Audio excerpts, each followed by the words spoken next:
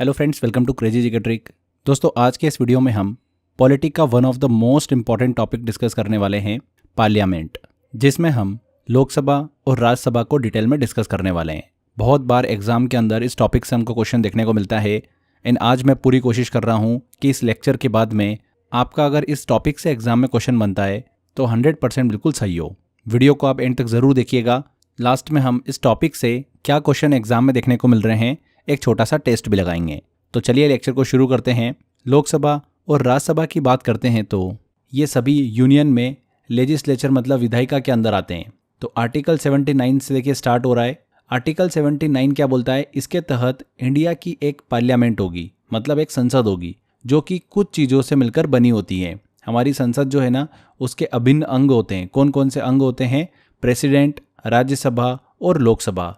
ये तीनों अंग मिलकर ही क्या कहलाता है? पार्लियामेंट कहलाता है, संसद कहलाता है। तो ये बताया गया है आर्टिकल 79 में। हमारा जो भारत का संविधान है, कॉन्स्टिट्यूशन है, उसमें पार्लियामेंट्री सिस्टम जो है ये ब्रिटिश कॉन्स्टिट्यूशन से लिया गया है, ब्रिटिश संविधान से लिया गया है। ओके, अब देखिए हमने बात करी आर्टिकल 79 में पार्लियामेंट जो है उसके 3 अंग है, लोकसभा, राज्यसभा और प्रेसिडेंट। ठीक है, तो प्रेसिडेंट वाला जो हिस्सा है ये हम आगे जो लेक्चर आने वाला है हमारा नेक्स्ट, उसमें हम इस पार्ट को डिस्कस करेंगे। President, vice president, PM, council of minister, उनके बारे में हम सेपरेट वीडियो में पढ़ेंगे। चूंकि हमारा टॉपिक का नाम ही पार्लियामेंट है, संसद है, इसलिए हम इसमें राज्यसभा और लोकसभा की बात करेंगे।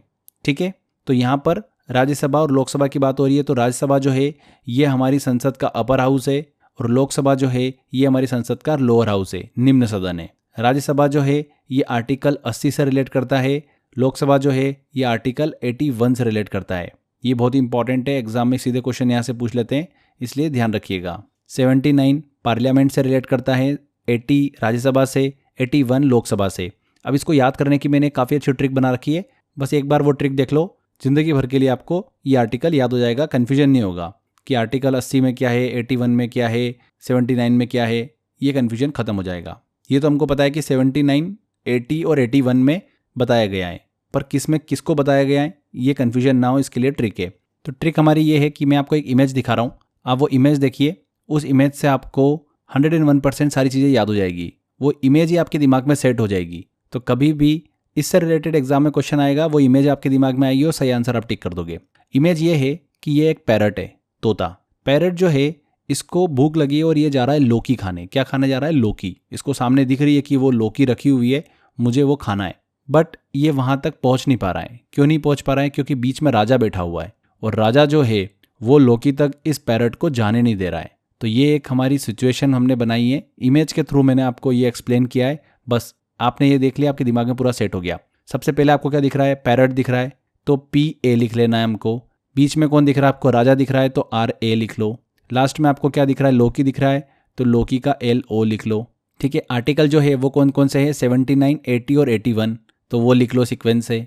तो 79 में PA से बन जाएगा पार्लियामेंट, RA से बन जाएगा 80 में राज्यसभा, 81 जो है यहाँ पर LO से बन जाएगा लोकसभा। तो ये आपको इजीली याद हो गया। ठीक है, कौन सा आर्टिकल किससे रिलेट करता है। आगे बढ़ते हैं, अब एक एक चीज़ों को हम अच्छे से डिटेल में डिस्कस करेंगे। सबसे पहले हम अपर हाउस को डिस्कस करेंगे, राज्यसभा को डिस्कस करने वाले हैं। तो इसे हमारे संविधान के आर्टिकल 80 में बताया गया है राज्यसभा के बारे में। इस आर्टिकल में राज्यसभा के स्ट्रक्चर के बारे में बताया गया है। राज्यसभा को पार्लियामेंट का अपर हाउस कहा जाता है, ये हम डिस्कस कर चुके हैं। बहुत बार एग्जाम में क्वेश्चन पूछ लेते हैं, ये सिंपल।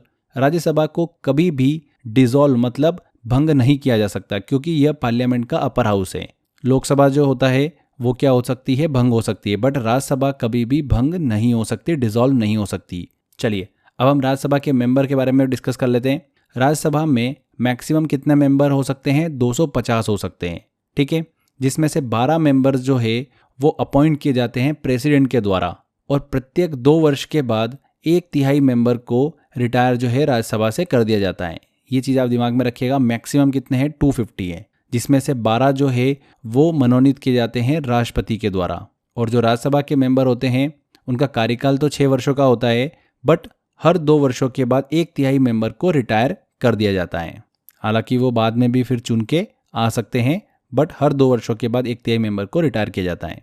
अब थोड़ा स्ट्रक्चर डिस्कस करते हैं। मैंने आपको बताया कि मैक्सिमम कितने हो सकते हैं? 250 हो सकते हैं, बट वर्तमान में कितने हैं? 245 है। राज्यसभा में मेंबर की संख्या कितनी है वर्तमान में? 245 है। अब आप बोलेंगे कि सर ये 5 क्यों ज़्यादा बताई हुई है?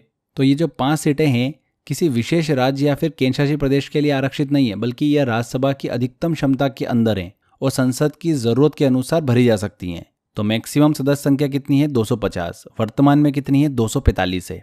अब ध्यान से देखिएगा, इसमें 233 सीटें जो है वो स्टेट से या फिर यूनियन टेरिटरी से चुनी जा सकती हैं।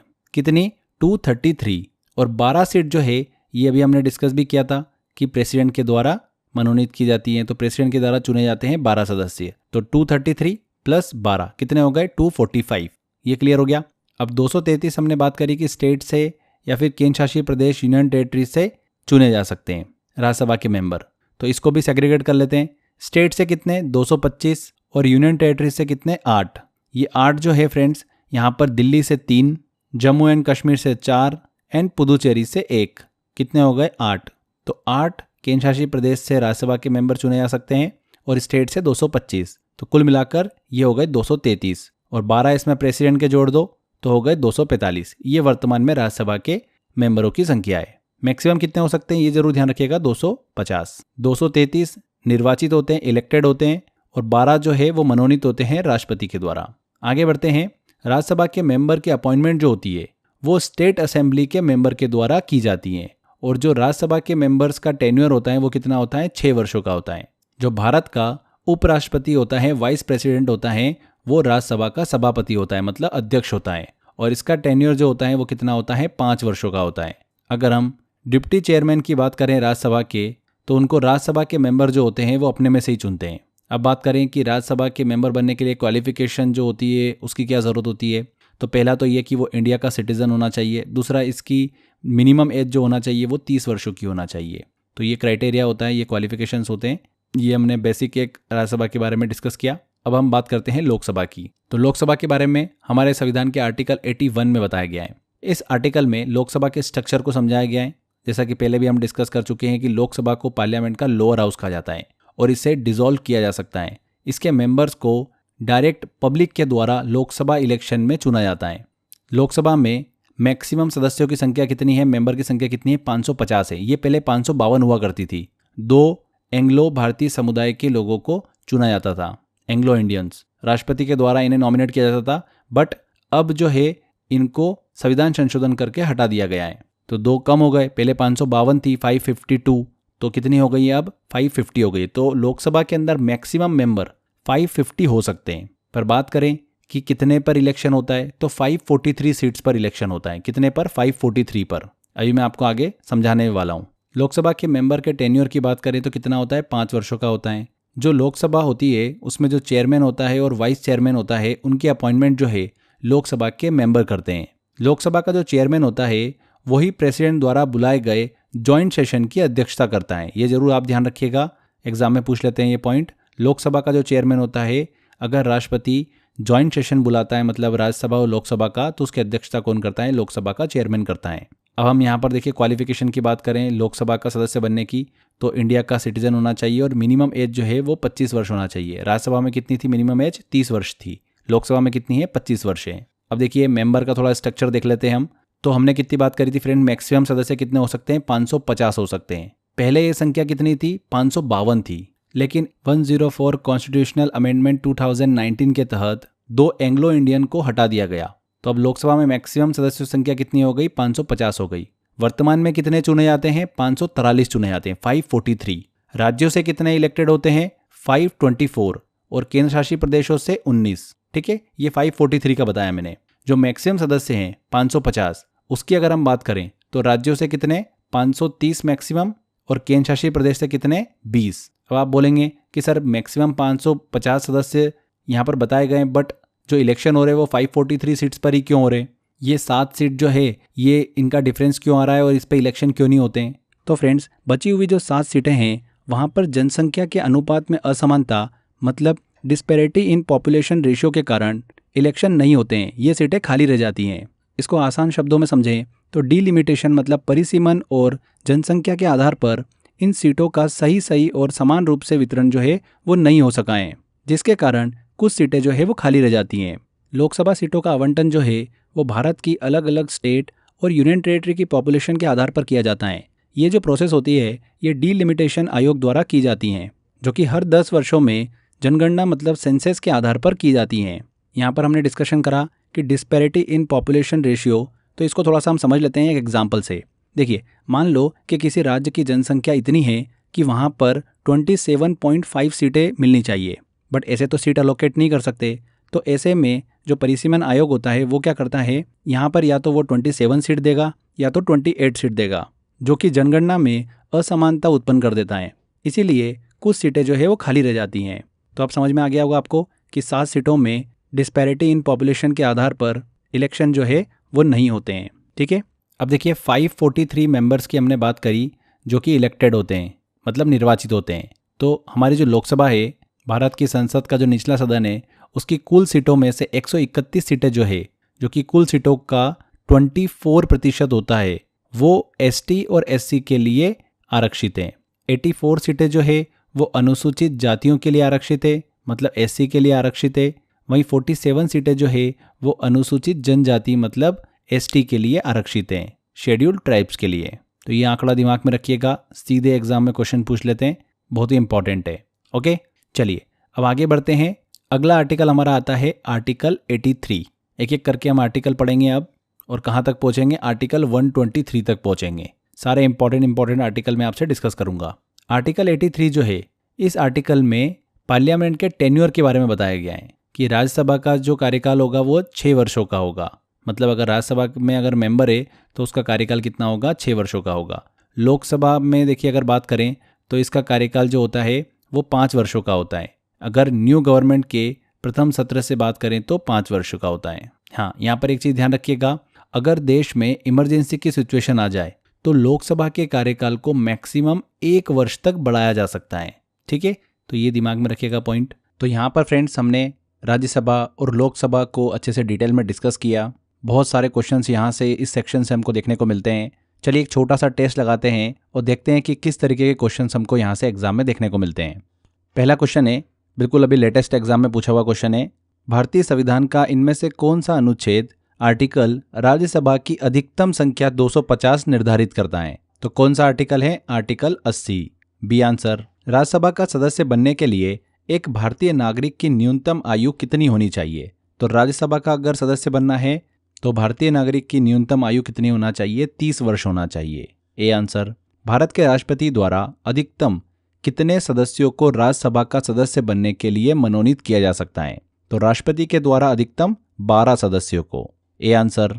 एक राज्यसभा सदस्य का कार्यकाल कितने वर्षों का होता है? तो राज्यसभा के सदस्य का कार्यकाल कितने वर्षों का होता है? 6 वर्ष का होता है। लोकसभा के सदस्य का कार्यकाल होता है 5 वर्ष। नेक्स्ट क्वेश्चन आता है, इनमें से कौन सा कथन सही है?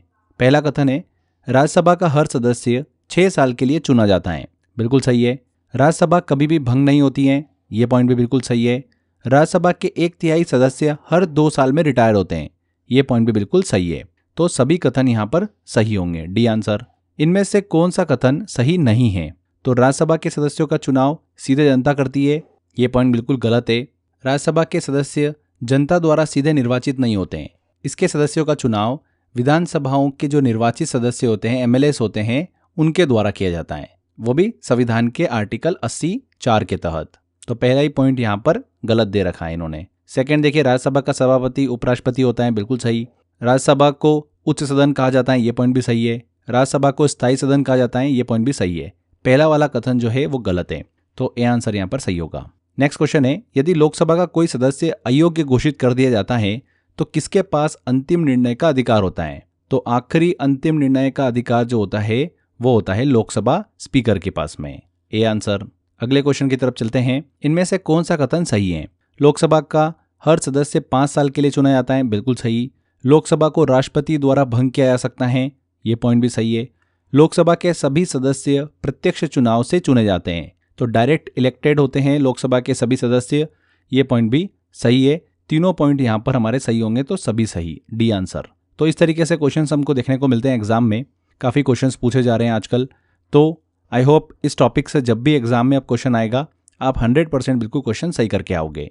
तो यहाँ पर हमारा ये सेशन कंप्लीट होता है फ्रेंड्स। आई होप आपने अच्छे से सारे क्वेश्चन सॉल्व भी कर लिए होंगे। इसी तरीके से आप सिस्टमेटिक तरीके से to the point exam oriented अगर पढ़ना चाहते हैं तो आप मेरा 100 आवर जीएस का कोर्स ले सकते हैं। जीएस एक ऐसा सब्जेक्ट है जो बच्चों को अक्सर डराता है, क्योंकि इतना बड़ा सिलेबस होता है उसका, जिसको कंप्लीट करना लगभग इम्पॉसिबल होता है। ऐसे इम्पॉसिबल सब्जेक्ट को किस तरीके से फेस किया जाता है, किस तरीके से उसको साथ में रखकर एग्ज़ाम निकाली जाती है, ये बहुत इंपॉर्टेंट होता है। इतने बड़े सिलेबस को कंप्लीट करना एंड एग्ज़ाम टाइम में जल्दी से रिवाइज करना, ये सभी चीज़ों का सॉल्यूशन आपको इस 100 आवर कोर्स के अंदर मिल जाता है।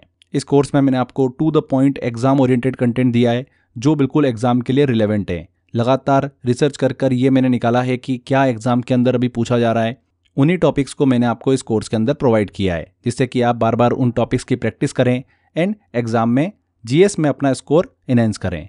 इस कोर्स में जहाँ पर ट्रिक की ज़रूरत थी वहाँ पर मैंने आपको ट्रिक के माध्यम से भी बताया है, मैप के माध्यम से भी हमने चीज़ों को समझा है, कॉन्सेप्ट से समझा है, इन्हें एग्जाम ओरिएंटेड हमने चीज़ों को कवर किया है। तो 2 साल के वैलिडिटी के साथ में फ्रेंड्स आप इस कोर्स को ले सकते हैं।